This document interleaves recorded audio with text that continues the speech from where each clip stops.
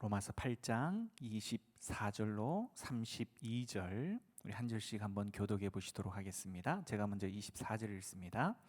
우리가 소망으로 구원을 얻었음에 보이는 소망이 소망이 아니니 보는 것을 누가 바라리요. 이와 같이 성령도 우리의 연약함을 도우시나니 우리는 마땅히 기도할 바를 알지 못하나 오직 성령이 말할 수 없는 탄식으로 우리를 위하여 친히 간구하시느니라.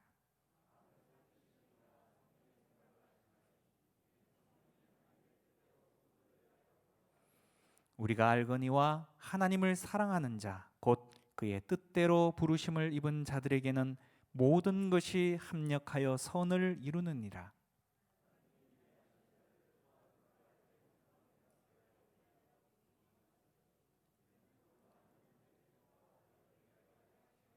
또 미리 정하신 그들을 또한 부르시고 부르신 그들을 또한 의롭다 하시고 의롭다 하신 그들을 또한 영화롭게 하셨느니라.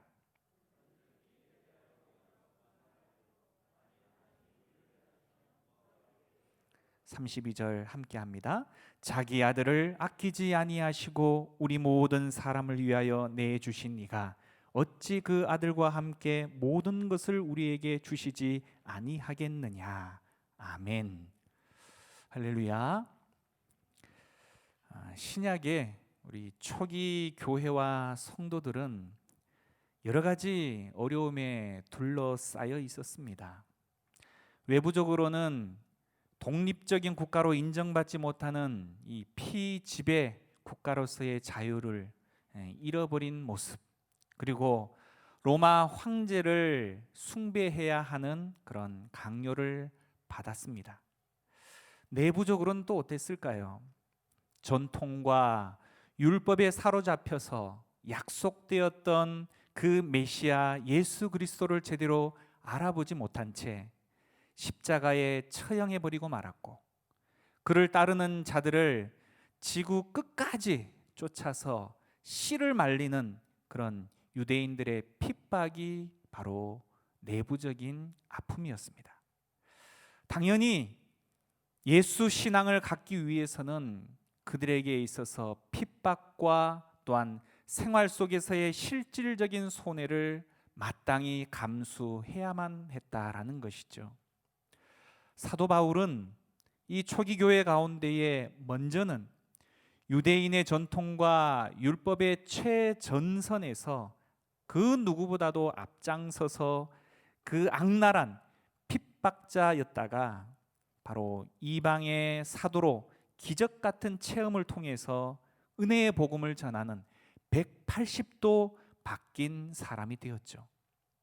그 누구보다 바로 이 율법과 전통에 능숙했기 때문에 이 오늘 우리가 살피는 로마서를 통해서 철저히 율법과 복음의 관계를 설명하는 데 온 힘을 다 쏟았습니다. 저는 오늘 로마서의 핵심 내용인 이 율법과 복음의 관계를 이 짧은 시간 안에 다 설명드리려고 하는 것이 아니라, 이러한 대내외적인 위협 앞에 믿음이 흔들릴 수밖에 없는 바로 초기 교회 성도들에게 사도 바울이 복음의 진리와 함께 전달한 위로와 그리고 성령님에 대해서 잠시 함께 나누려고 합니다. 우리는 복음을 위해서 생명을 내어 걸었던 바로 믿음의 조상들이 있었기 때문에 지금까지 너무 평안하게 믿음을 자판기에서 상품을 구매하듯 손쉽게 또한 그렇게 누려왔었습니다. 죄악된 인간의 본성은 내가 노력해서 얻은 것이 아니기 때문에 바로 이 믿음과 신앙의 삶 자체를 바로 그 중요성을 제대로 깨닫지 못하고 가볍게 여기기도 하고 함부로 하는 경향들이 알게 모르게 우리들 안에 있었음을 우리는 고백할 수 있습니다. 우리의 믿음 생활도 너무 당연하게 그리고 마땅히 누려야 할 그 무엇으로 생각해 오지 않았냐라는 것이죠. 가끔 우리 선교지에서 들려오는 복음을 위해서 마땅히 치러야 하는 대가들에 대한 소문을 들을 때면 먼 나라에 바로 나와는 상관이 없는 그런 이야기로 또는 그때만 잠시 움찔하는 그런 정도로 지나치기가 너무 쉬웠다라는 것입니다. 그러다가 우리 각자에게 다가오는 자그마한 어려움 앞에서는 어찌할 바를 몰라서 허둥지둥 그나마 가지고 있었던 그 작은 믿음의 기초마저도 흔들흔들거리는 경험을 하고 있지는 않느냐라는 것이죠. 초기 교회 성도들은 대내외적인 위협 앞에 마땅히 누릴 수 있었던 평안을 내어버리고 가족과의 이별, 고문, 누구나 누려야 할 인간의 가장 기초적인 바로 존엄의 문제, 이 죽음에 마저도 사자밥으로 나무 형틀에 못 박혀 뜨거운 태양빛에 말라 비틀어지는 그 모습으로 불에 태워져서 그렇듯 바로 존엄해야 할 죽음의 그 기본권조차도 누리지 못한 비참함을 경험할 수밖에 없었습니다. 사실 우리가 믿는 복음이라고 말하는 것, 이 믿음은 유약하지도 우유부단하지도 그리고 미지근한 것도 아닙니다. 믿음은 생명을 내어 놓는 것이고 믿음은 세상을 바꾸는 능력이고 믿음은 바로 하나님의 영화롭게 만들 수 있는 바로 가장 최선의 것임을 우리는 잊지 말아야 하는 것입니다. 복음은 이 땅에서 적당하게 믿다가 천국 가게 만드는 티켓이 아니라는 것입니다. 복음은 이 땅에서 그저 영화관으로 낚시터로 취미 생활하듯 그렇게 시시껄렁하게 수많은 타이틀에 한 줄 더 기록하는 스펙의 내용이 아니라는 것이죠. 이 시대 그리스도인들이 이 믿음의 야성을 다 잃어버리고 세상 조류에 이리저리 흔들거리다가 때가 되면 수많은 핑곗거리들을 갖다가 대면서 신앙을 저버리고 맙니다. 성경은 결코 인간 스스로의 힘에 대해서 강조하지를 않습니다. 10년, 20년, 30년 아니 그 이상의 신앙의 연수를 자랑한다 손 치더라도 그 연수가 믿음을 보장할 수는 없다는 것이죠. 성경은 철저하게 우리 안에 계신 하나님을 증거하고 있습니다. 그 하나님께서 인류 역사를 과거나 지금이나 앞으로도 여전히 이끌어 가고 계심을 말씀하고 있다는 것이죠. 먼저는 우리 안에 죄악이 결코 우리를 가만히 내버려 두지를 않는다는 것이 문제입니다. 내 속에 선을 원하고 악을 미워하는 마음이 우리들 가운데 있지만 정작 원하는 그 선은 행하지 못하고 끊임없이 내가 미워하는 그 악을 행하는 비뚤어진 본성, 그 죄악의 본성이 우리 모두에게 있기 때문이다라는 것이죠. 죄를 지어서 죄인이 아니라 죄인이기 때문에 죄를 지을 수밖에 없는 것입니다. 또한 수많은 환경들이 우리를 위협하고 있습니다. 때로는 달콤한 유혹으로, 때로는 포악한 공포로 우리를 두려움에 휩싸이게 만드는 것이죠. 무엇을 위해서? 우리가 존귀히 여기는 이 믿음을 앗아가려고. 하지만 우리에게는 그리스도로 말미암는 소망이 있습니다. 처음부터 인간의 능력이 아닌, 내 지혜가 아닌 그리스도만을 통해서 가능하게 하셨더라라는 것입니다. 우리가 기댈 것은 오로지 그리스도 안에 있는 그 하나님의 자비뿐이다라는 것이죠. 그래서 우리는 자랑할 것이 없는 것입니다. 나를 자랑할 것이 없다는 것이죠. 우리가 가는 길은 눈에 훤히 내다 보이는 그 넓은 길이 아닙니다. 그러한 길이었다면 누구나 걸을 수 있었을 것입니다. 하나님의 자녀로 산다라고 말하는 것은 애초부터 고난을 감수하는 삶 그 자체입니다. 정도의 차이가 있을 뿐 당연히 맞아들일 수밖에 없는 것이라는 것이죠.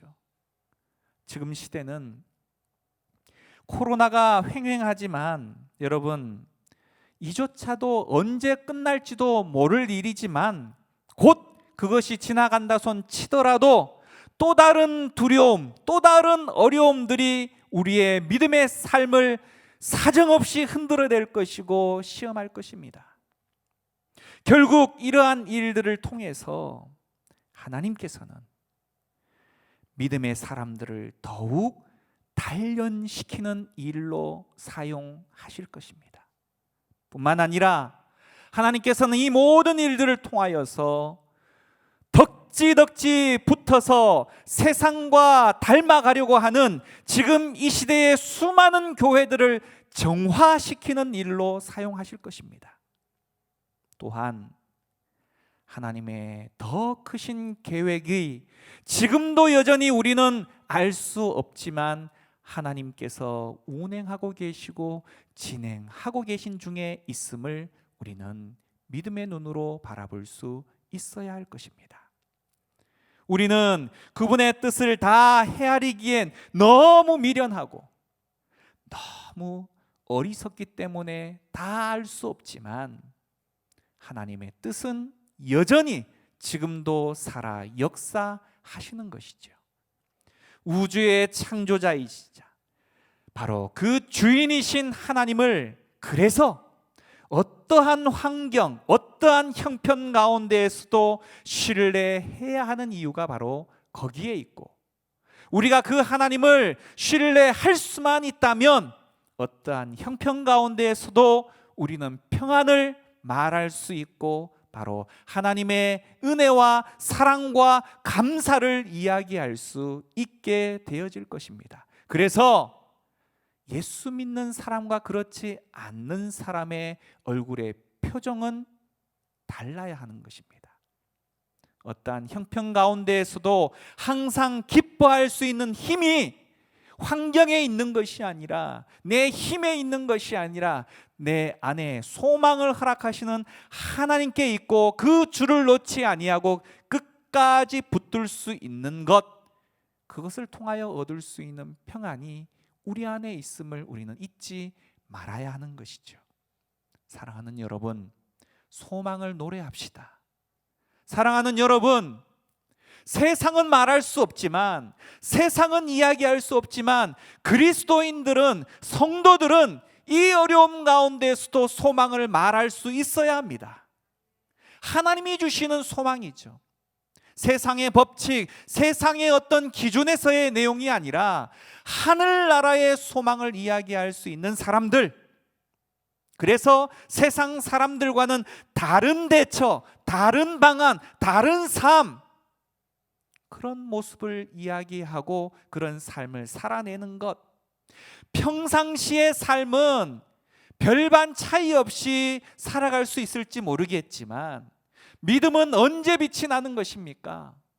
성도는 언제 빛이 나야 하는 것입니까? 다 어렵다 말하고, 다 힘들다 말하고, 다 불가능을 이야기할 때, 그때 바로 성도는 빛이 나는 것입니다. 왜요? 그들이 불가능을 이야기할 때 우리는 가능을 말할 수 있고, 그들이 좌절하거나 그들이 포기할 때 우리는 끝까지 믿음 때문에 소망을 이야기할 수 있기 때문이고, 그러한 삶을 살아낼 수 있는 힘이 하나님께서 우리에게 주시는 힘으로 인하여 가능하기 때문인 것입니다. 여러분, 어깨를 펴십시오. 여러분, 좀 당당하십시오. 여러분, 여러분의 삶 가운데에서 좀 발에 힘을 두고 걸으십시오. 왜요? 하나님이 우리와 함께 하시기 때문입니다. 우리는 실패한다 말할 수 있을지 모르겠지만 하나님은 실패가 없으신 분이십니다. 오늘 성경은 삼위일체 하나님께서 하나님을 의지하는 그 모든 이들의 삶과 동행하시겠다라 말씀하시고 친히 도우시겠다라고 말씀하고 계십니다. 하나님의 약속이라는 것이죠. 따라서 우리는 지금도 여전히 내 곁에 계신 성령 하나님을 바라보며 우리 삶에서 일어나는 모든 일, 심지어 고난과 아픔을 통해서도 결국에는 하나님의 선을 이루심을 철저히 신뢰해야 한다는 것입니다. 하나님은 성도를 향한 완전한 구원 계획을 반드시 이루실 분이십니다. 하나님은 자기 백성을 미리 아셨고 미리 정하시고 부르시고 의롭다 하시고 영화롭게 하시겠다 말씀하십니다. 결국 시작부터 마지막까지 구원의 모든 과정은 하나님의 은혜와 섭리로 진행되어질 것이고 반드시 완성되어질 것입니다. 지금 내 모습이 부족하더라도 낙심하지 마시길 바랍니다. 그리스도를 닮은 모습으로 하나님께서는 반드시 바꾸어 가실 것이기 때문입니다. 그리고 하나님의 열심에 부끄럽지 아니하도록 그리스도를 닮아가는 그 일에 우리는 더욱 열심을 내어야 할 것입니다. 하나님이 우리 편이시면 그 어떤 것도 하나님의 이 구원의 길들을 막을 자가 없기 때문이다라는 것이죠. 그리스도 예수 안에 있는 하나님의 사랑을 의지하는 사람은 이처럼 구원의 확신 속에서 고난마저도 이겨낼 수 있는 것입니다. 자기 백성에게 새 생명을 주기 위해서 하나밖에 없는 아들 예수 그리스도마저 아낌없이 주신 하나님께서 여러분들을 위해서, 저를 위해서 아까워하실 것이 무엇이겠습니까? 그러니 세상 앞에서 좀 당당하게 맞서자는 것입니다. 이 어려움 앞에서도 좀 당당히 맞서 보자는 것입니다. 현실의 삶은 그렇지 못한다 할지라도 하나님을 의지하면서 성령님께 기도하면서 좀 당당히 맞서 보자는 것입니다. 여러분도 이 자리에 있는 저도 여전히 막막한 현실의 삶을 동일하게 살아가고 있는 것은 똑같지만 세상 사람들과 다른 것은 저들은 저들의 힘으로 살아가는 것이고 우리는 바로 우리와 함께 하시는 하나님과 동행하는 삶을 살아가고 있다는 것입니다. 무엇이 더 큰 삶입니까? 우리가 강해서가 아니죠. 하나님이 강하시기 때문입니다. 내가 알고 있는 것보다 우리 하나님의 사랑은 훨씬 더 크고 훨씬 더 넓고 훨씬 더 깊다는 사실을 우리는 잊지 말아야 합니다. 따라서 우리가 그분의 뜻을 다 헤아릴 수 없을 때라도 우리의 형편과 처지를 이미 다 알고 계신 하나님께서 선하게 주관하시고 우리 가운데 하나님의 최고의 인생의 계획들을 준비하고 진행하고 계심을 우리는 믿어 의심치 말아야 되겠죠. 목적이 이끄는 삶이라고 말하는 것은 우리가 결정하거나 소원하는 바를 성취하려는 삶이 아니라 우리를 통해서 이루고자 하시는 하나님의 뜻이 이루어지는 삶, 그것이 바로 목적이 이끄는 삶입니다. 하나님께서 위대한 목적의 성취를 위해서 이스라엘이라고 말하는 나라를 선택하신 것처럼 오늘도 바로 교회된 우리 각자 한 사람 한 사람을 부르고 계심을 우리는 알아야 합니다. 특별한 축복을 받은 이스라엘이 하나님의 뜻을 거스름으로 말미암아 그분의 마음을 심히 아프게 했던 그 이전의 전철의 삶을 우리가 닮아서는 결코 아니 되겠죠. 한국 교회가 바로 우리 주님의 촛대를 옮겨져 버리는 그런 암울한 미래를 우리 자녀들 세대에게 물려줘서는 안 되는 것 아니겠습니까? 그래서 우리는 이 저녁에 기도하는 자리에 나온 것 아니십니까? 여러분의 기도와 여러분의 믿음의 현장 속에서의 삶을 통해서 답답하고 내일을 알 수 없는 막막한 삶의 현실 가운데에서도 우리와 함께 하시겠다고 말씀하시고 우리를 도우시겠다고 말씀하시는 그 하나님과 동행하는 삶들 가운데에 정말 구별된 삶, 믿음의 삶이 어떤 것인지를 드러내는 모습을 통해서 하나님의 나라를 일구어낼 수 있는 그런 하나님이 칭찬하시는 여름날에 한 그릇 냉수와 같은 그러한 삶을 살아낼 수 있는 암울한 어둠 가운데 반짝반짝 빛나는 그런 별과 같은 삶을 우리 모두가 살아낼 수 있기를 간절히 축원드립니다. 오늘 말씀 24절부터 28절까지 다시 한번 보시도록 합니다. 24절부터 28절 한 목소리로 읽겠습니다. 우리가 소망으로 구원을 얻었음에 보이는 소망이 소망이 아니니 보는 것을 누가 바라리요? 만일 우리가 보지 못하는 것을 바라면 참음으로 기다릴지니라. 이와 같이 성령도 우리의 연약함을 도우시나니 우리는 마땅히 기도할 바를 알지 못하나 오직 성령이 말할 수 없는 탄식으로 우리를 위하여 친히 간구하시느니라. 마음을 살피시는 이가 성령의 생각을 아시나니 이는 성령이 하나님의 뜻대로 성도를 위하여 간구하심이니라. 우리가 알거니와 하나님을 사랑하는 자 곧 그의 뜻대로 부르심을 입은 자들에게는 모든 것이 합력하여 선을 이루느니라. 아멘.